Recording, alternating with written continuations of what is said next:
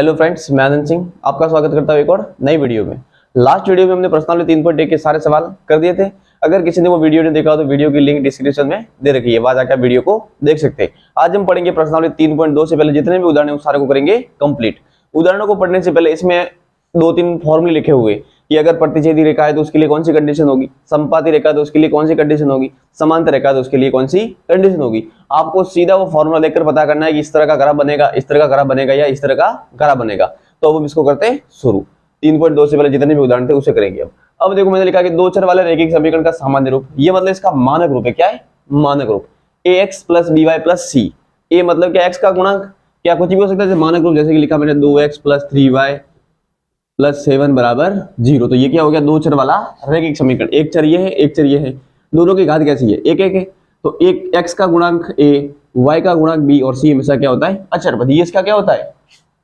एक मानक रूप कह सकते हैं या स्टैंडर्ड या सामान्य रूप है। और हमने प्रश्नावली 3.1 में उदाहरण किए तो उसमें 3 तरह के ग्राफ बने थे। पहला ग्राफ क्या बना था? प्रतिच्छेदी रेखा। दूसरा ग्राफ बना था संपाती, लाइन के ऊपर लाइन। और तीसरे उदाहरण में बना था हमारा समांतर। क्या बना था? समांतर। तो इनके लिए 3.2 में कोई कंडीशन है या फॉर्मूले है तो उनको आज हम करेंगे डिस्कस।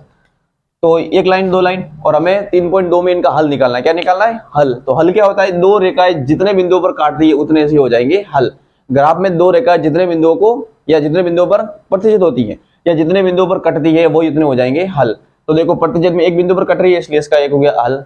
संपाती में अनंत सारे बिंदु होते लाइन पे, तो अनंत बिंदुओं पर कट रही है इसलिए इसके हो गए अनंत हल। और ये एक भी बिंदु पर नहीं कट रही है इसका, इसलिए कोई भी हल नहीं होगा।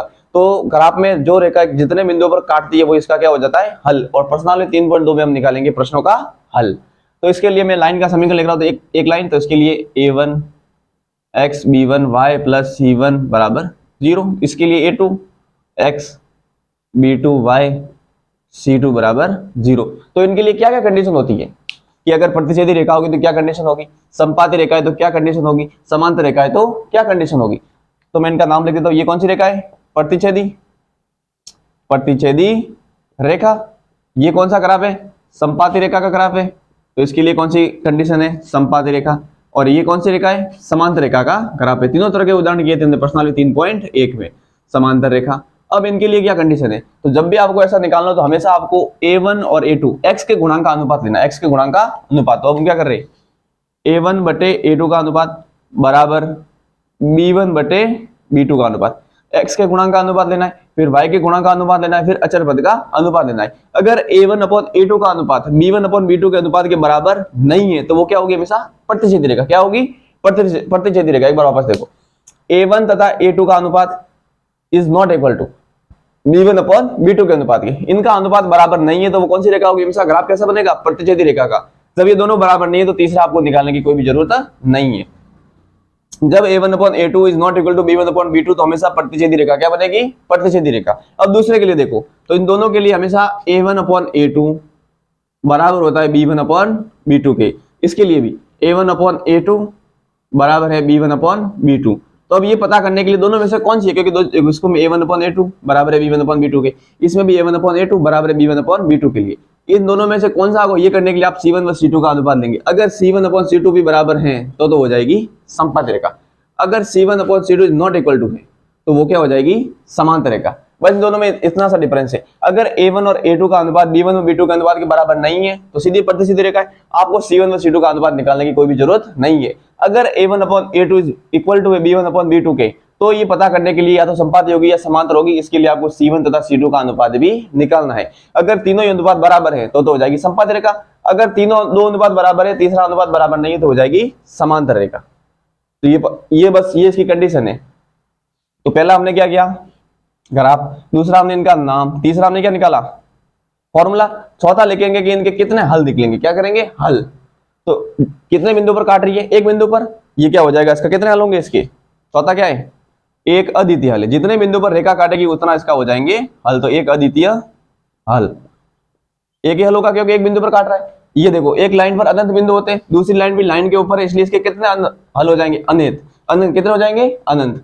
संपाती रेखा में कितने होते हैं? अपरिमित रूप से अनेक हल है। अपरिमित रूप से कैसे होते हैं? अपरिमित रूप से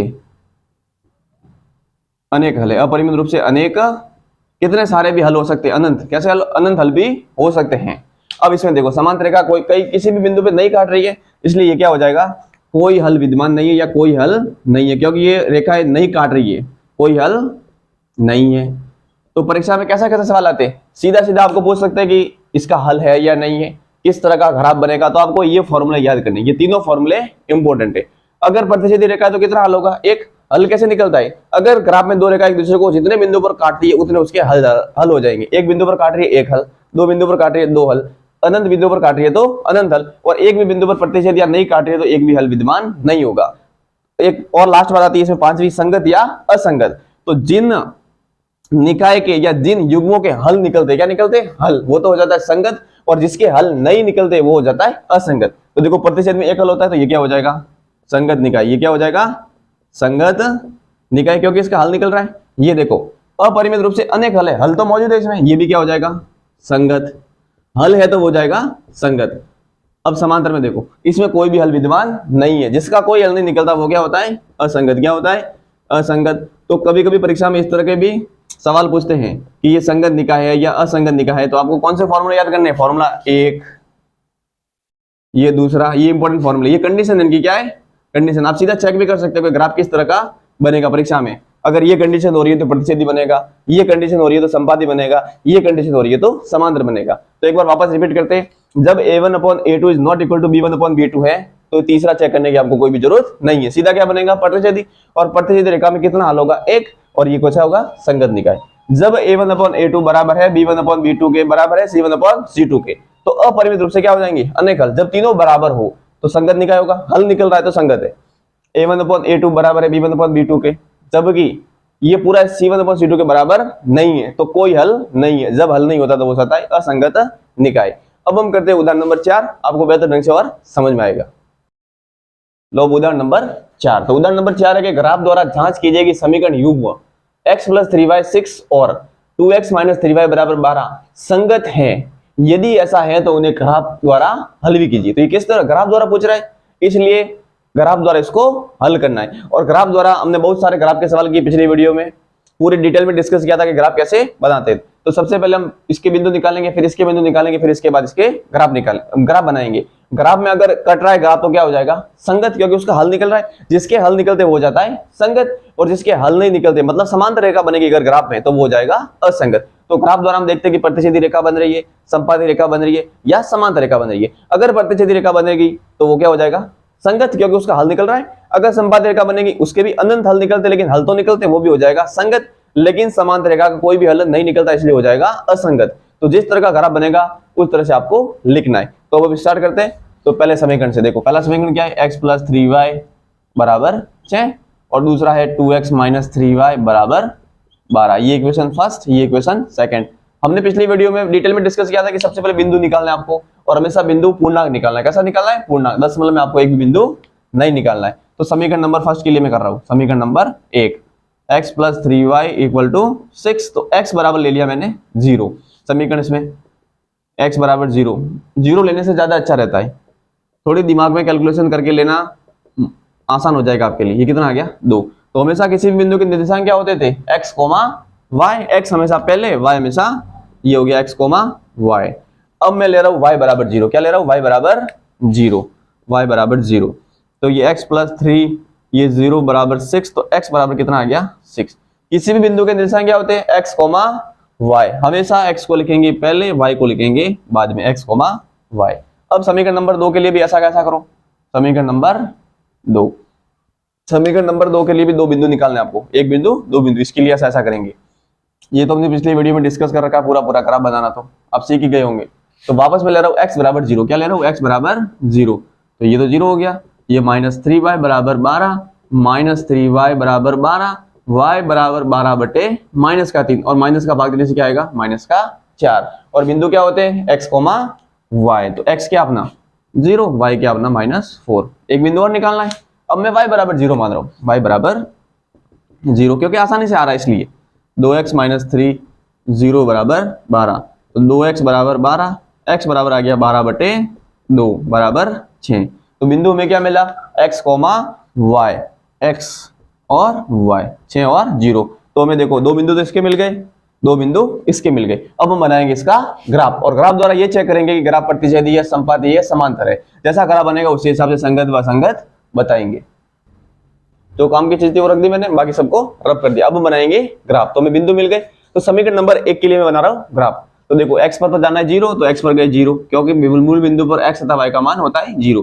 x पर गए 0, y पर जाना है हमें 2, तो ये होगा 0,2, 0,2। दूसरा देखो x पर जाना है 6, x पर का जाना है 6, y पर जाना है 0, मतलब पॉइंट बनेगा अपना यही, ये हो गया 6,0। मिला दो इसको, स्केल से एकदम सही सही बनाने परीक्षा में आपको, मेरे पास स्केल नहीं है इसलिए मैं ऐसे ही मिला रहा हूँ। और इसकी इक्वेशन भी लिखनी है आपको, हमेशा दर्शाना है कि कौन से समीकरण का ये ग्राफ है, तो ये हमने लिख दिया। अब दूसरे के लिए देखो, x पर जाना है आपको 0, तो x पर 0, y पर जाना है -4, तो y पर गए -4, ये हो गया 0,-4।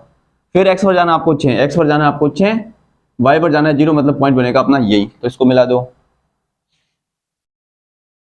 ये कोई इस तरह का ग्राफ बनेगा, और इसका इक्वेशन भी लिख दो, ये हो गया 2x - 3y = 12।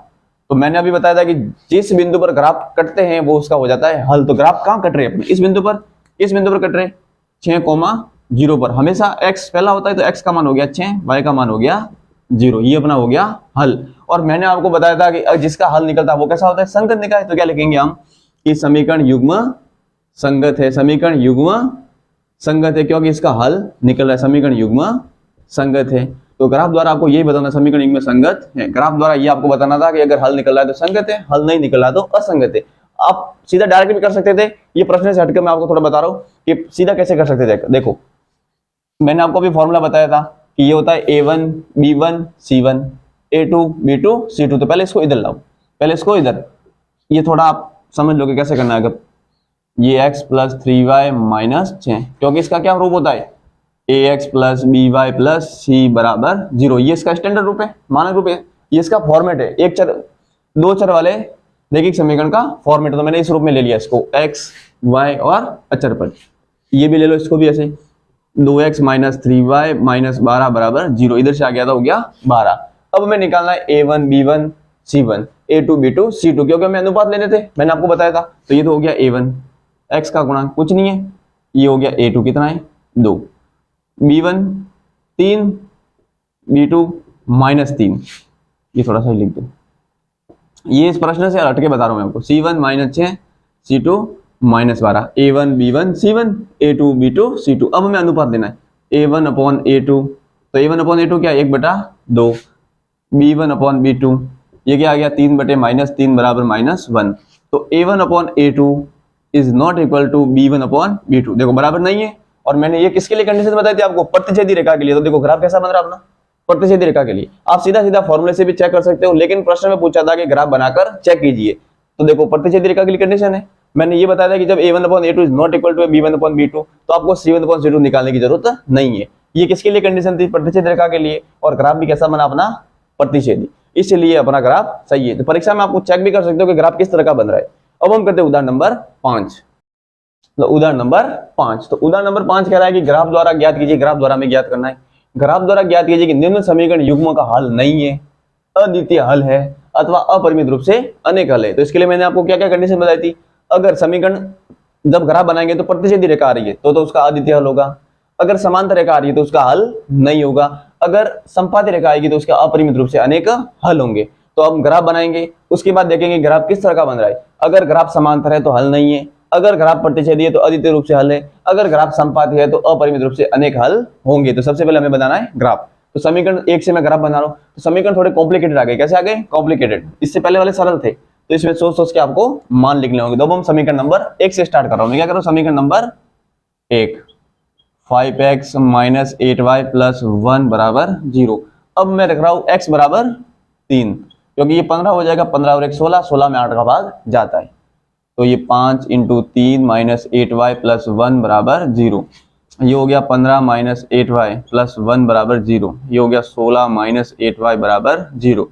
तो 8y = 16 और y बराबर आ गया 16/8 = 2। हमेशा बिंदु क्या होता है, x, y। थोड़ा सोच सोच के लिखना, आपको पॉइंट में कभी भी आंसर नहीं लाना है। तो x, y। अब मैं लिख रहा हूं x की जगह क्या लिखे, 5 लिखे तो 25 और 1 26, 7 में नहीं जम रहा है, 8 में, 9 में, 10 में नहीं, 11 में जम रहा है। देखो 11 × 5 = 55, 55 और 1 56, इसमें 8 का भाग जा रहा है। तो मैं लिख रहा हूँ कि x बराबर 11।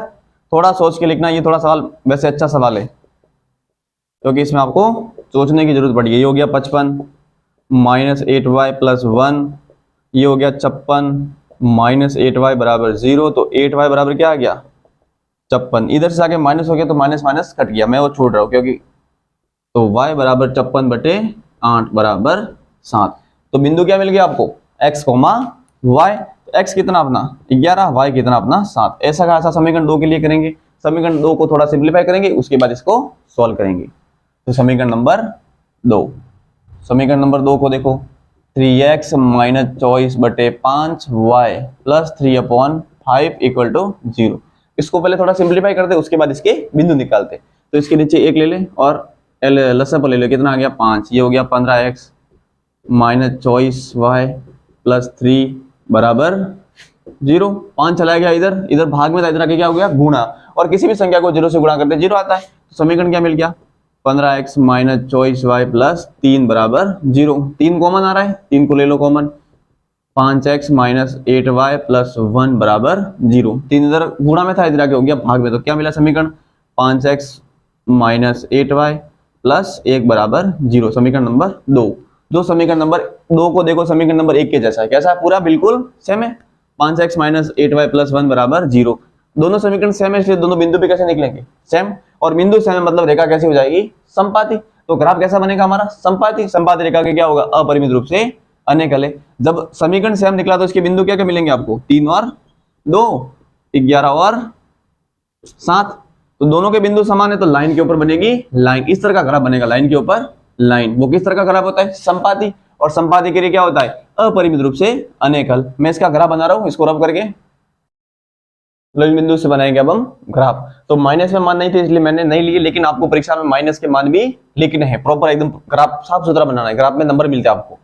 तो मैंने माइनस के मान छोड़ दिए। अब देखो समीकरण नंबर 1 के लिए x पर कितना है 3 है, तो x पर हमें 3 चलना है। तो 4 व 2, 2 व 4 के बीच में ये 3 चल गए, और y पर कितना जाना है 2। ये हो गया अपना, ये अपना पॉइंट, ये अपना हो गया पॉइंट कौन सा 3 और 2। फिर x पर चलना आपको 11, तो 11 होगा 10 व 12 के बीच में। फिर y पर चलना आपको 7, तो 7 हो गया ये 8 व 6 के बीच में। ये हो गया 11 और 7, मिला दो इसको और इस समीकरण का नाम ले लो कि कौन सा समीकरण है। समीकरण भी लिखना है आपको y प्लस 1। अब दूसरे के बिंदु ये कि तो लाइन, लाइन के ऊपर क्या बनेगी लाइन, तो इसी के ऊपर दूसरी लाइन भी बन जाएगी अपनी ये वाली। तो किस तरह का ग्राफ बना अपना समपाती, और समपाती के लिए कौन सी कंडीशन होती है अपरिमित रूप से अनेकल। अपरिमित रूप से अनेक हल है, क्योंकि कैसा ग्राफ बन रहा है समपाती अपरिमित रूप से अनेक हल है। परीक्षा में बिल्कुल आपको ऐसा ही करना है। अगर ग्राफ से इसने नहीं पूछा हो तो सीधा फॉर्मूले से आप कर सकते हो a1/a2 बराबर है b1/b2 बराबर है c1/c2 के। अगर तीनों ही बराबर आएंगे तो कैसा बनेगा समपाती। समपाती के लिए अपरिमित रूप से अनेक हल है, तो इसके लिए भी एक बार चेक कर लेते हैं आप। तो a1 कितना अपना 5 x का गुणांक, b1 है अपना -8 और c1 है अपना 1। इसके लिए देखो a2 है अपना 3, कितना है b2 है अपना -24/5 और c2 है अपना 3/5। तो a1/a2 निकालते पहले। a1/a2 कितना हो गया 5/3, b1/b2 ये कितना हो जाएगा -8/-24/5, माइनस से कट गया 5, ये 24, ये 8 चला गया, ये चला गया ऊपर, कितना होगा तो ये भी आ गया 5/3। ऐसा कैसा इसके लिए c1/c2 तो 1/3/5 ये चला जाएगा ऊपर, तो ये हो गया 5/3। देखो a1 b1/b2 c1/c2 तीनों कैसे आ रहे 5/3 5/3 5/3। जब तीनों ही बराबर होते हैं तो क्या हो जाती है समपाती रेखा। समपाती रेखा के लिए अपरिमित रूप से अनेक हल है। अब हम करते हैं उदाहरण नंबर 6। उदाहरण नंबर 6 थोड़ा अच्छा है। उदाहरण नंबर 6, तो उदाहरण नंबर 6 थोड़ा बड़ा था इसलिए जो काम की चीज थी वो मैंने लिख दी। मैं वैसे किताब से पढ़ के आपको सुना रहा हूं सवाल। तो सवाल है कि चंपा एक चैल में कुछ पैंटे व स्कर्ट खरीदी गई। जब उसकी सहेलियों ने पूछा कि प्रत्येक के कितने कितने नग खरीदे, तो उसने उत्तर दिया कि स्कर्ट की संख्या खरीदी गई पेंटों की संख्या की 2 गुनी से 2 कम है। स्कर्ट की संख्या खरीदी गई पेंटों की संख्या की 4 गुनी से 4 कम है। उसने ऐसा आंसर दिया कि स्कर्ट की संख्या खरीदी गई पेंटों की संख्या की 2 गुनी से 2 कम है। फिर उसने और दिया कि स्कर्ट की संख्या खरीदी गई पेंटों की संख्या की 4 गुनी से भी 4 कम है। सहेलियों की ये जानने की सहायता कीजिए कि चंपा ने कितने पैंट व कितने स्कर्ट खरीदे। जब भी प्रश्नों में जो चीज निकालने के लिए पूछे उसे हमेशा एक्स तथा वाई मानना है। तो उसने पूछा कि कितने स्कर्ट तथा कितने पैंट खरीदे, तो स्कर्ट को मानेंगे एक्स और पैंट को मानेंगे वाई। ऐसे सवालों में आपको समीकरण बनाने आने चाहिए। प्रश्नों को पढ़कर समीकरण बनाने आपको आ गए तो ये प्रश्न एकदम हो जाएंगे इजी। तो मैं बना रहा हूं अब समीकरण। देखो क्या लिखा हुआ इसमें कि स्कर्ट की संख्या खरीदी गई पैंटों की संख्या की 2 गुनी से 2 कम है। दूसरे में लिखा है कि स्कर्ट की संख्या खरीदी गई पैंटों की संख्या की 4 गुनी से भी 4 कम है। तो हमें स्कर्ट तथा पैंटों की संख्या निकालनी है। तो मान लो कि माना स्कर्ट की संख्या क्या है, स्कर्ट की संख्या x है, माना स्कर्ट की संख्या, या माना खरीदी गई स्कर्ट, माना खरीदे गए स्कर्ट की संख्या, या लिख दो खरीदी गई स्कर्ट की संख्या x है तथा खरीदे गए पैंटों की संख्या, खरीदे गए पैंटों की संख्या y है। एक को y मान लिया, एक को स्कर्ट मान लिया, एक को y और एक को मान लिया x। तो खरीदे गए स्कर्ट की संख्या x है, खरीदे गए पैंटों की संख्या y है। अब इसने क्या क्या कंडीशन दे रखी है, कंडीशन देख के आपको समीकरण बनानी आनी चाहिए। तो इसमें लिखा कि स्कर्ट की संख्या खरीदी गई पैंटों की संख्या की 2 गुनी से 2 कम है। स्कर्ट की संख्या खरीदी गई पैंटों की संख्या की 2 गुनी से 2 कम है। तो ये स्कर्ट की संख्या खरीदी गई पैंटों की संख्या के 2 गुनी से 2 कम है। दूसरी कंडीशन दे रखी है कि स्कर्ट की संख्या खरीदी गई पैंटों की संख्या की 4 गुनी से 4 कम है। तो स्कर्ट की संख्या खरीदी गई पैंटों की संख्या के 4 गुनी से 4 कम है। ये हो गया समीकरण नंबर 2। अब हम समीकरण 1 तथा 2 से बिंदु निकालेंगे, उसके बाद इसका बनाएंगे ग्राफ। तो मैं सबसे पहले समीकरण नंबर 1 से कर रहा हूं। समीकरण नंबर 1 ये हो गया अपना x बराबर 2y माइनस 2। तो x की जगह क्या लिखिए, x बराबर 0 ले रहा हूं। क्या ले रहा हूं मैं, x बराबर 0, 0 बराबर 2y माइनस 2, 2y बराबर 2। तो y बराबर आप अपना आ गया 2/2, कितना आ गया 1। तो बिंदु हमेशा क्या होता है, x, y, x, y। अब मैं y बराबर 0 मान रहा हूं। y बराबर क्या मान रहा हूं, 0। समीकरण नंबर वापस 1 से देखो, y बराबर 0 हो गया। तो ये x, ये 2, ये y का मान 0, ये -2। तो x बराबर कितना आ गया, -2। तो बिंदु हमेशा क्या हो गया अपना x, y। ये -2, ये 0। इसी प्रकार समीकरण नंबर 2 के लिए भी निकालते हैं। समीकरण नंबर 2, जरूरी नहीं है कि आप ये बिंदु, आप कोई दूसरे बिंदु भी ले सकते हो। ग्राफ हमेशा आपका सेम बनेगा, भले कोई भी टीचर बनाए, कोई भी लड़का, जरूरी नहीं है कि मैंने 0 लिया तो आप 0 लो, आप 1 भी ले सकते हो। तो ग्राफ बिंदु अलग अलग आ सकते हैं, लेकिन ग्राफ हमेशा आपका सेम बनेगा। ग्राफ कैसे बनेगा, हमेशा सेम बनेगा। ग्राफ कभी भी अलग अलग नहीं बनेगा। बिंदु अलग अलग आ सकते हैं, लेकिन ग्राफ कभी भी अलग अलग नहीं बनेगा। तो x बराबर 0, तो ये हो गया 0 बराबर 4y माइनस 4। तो 4y बराबर 4, ये इधर आके हो गया प्लस y बराबर 4/4 बराबर, सॉरी यहाँ 1। फ्लो में कभी कभी मिस्टेक हो जाती है। तो x, y। अब मैं मान रहा हूँ y बराबर 0। तो y बराबर 0 क्या हो गया अपना, 4 × 0 -4। तो x बराबर हो गया अपना -4। तो ये x, y, ये अपने बिंदु मिल गई। तो अपन को बिंदु मिल गए 1 2 3 4। अब हम बिंदुओं से बनाना है ग्राफ, और ग्राफ बना के आपको इसका हल निकालना है। हल क्या होता है कि ग्राफ में 2 रेखा कितने बिंदुओं पर काट रही है वो इसका हो जाता है हल। अब हम बनाएंगे इसका ग्राफ। अब हम ग्राफ बनाएंगे इसका हल निकाल देते। तो समीकरण नंबर 1 के लिए देखो, x पर जाना है 0, y पर जाना है 1। तो x पर गए 0, y पर जाना है 1।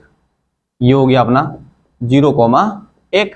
अब x पर जाना है -2, तो x पर गए -2, y पर जाना है 0, 0 मतलब ये इसी बिंदु पर। तो ये हो गया -2, 0। मिला दो इसको। अब देखो x पर जाना है 0, x पर 0, y पर 1। तो ये हो गया अपना बिंदु। फिर दूसरे के लिए देखो, x पर जाना है -4, तो ये गई -4, y पर जाना है 0, मतलब हो गया ये अपना हो गया -4, 0। इसको मिला दो यहां से, ये यहां कट रही। तो इसका आंसर क्या होगा, 0, y। हमेशा x का मान पहले, y का मान बाद में। तो x बराबर तो अपना आ गया 0, y बराबर आ गया अपना 1। जहां दोनों ग्राफ एक दूसरे को काटते हैं वो इसका हो जाता है हल। तो x आपने क्या माना था, स्कर्ट। तो स्कर्ट कितना खरीदा उसने, 0। y को माना था पैंट, तो पैंट कितना खरीदा उसने, 1। तो उसने 1 तो पैंट खरीदा, 0 उसने खरीदा स्कर्ट। इसी के साथ अपना उदाहरण नंबर 6 भी होता है पूरा। प्रश्नावली 3.2 से पहले जितने उदाहरण थे वो अपने कर लिए कंप्लीट। अगली वीडियो में हम करेंगे प्रश्नावली 3.2। अगर इस प्रश्नावली संबंधित आपको कोई भी डाउट हो तो मुझे कमेंट करके जरूर बताना, और इस वीडियो को ज्यादा से ज्यादा शेयर करना। धन्यवाद।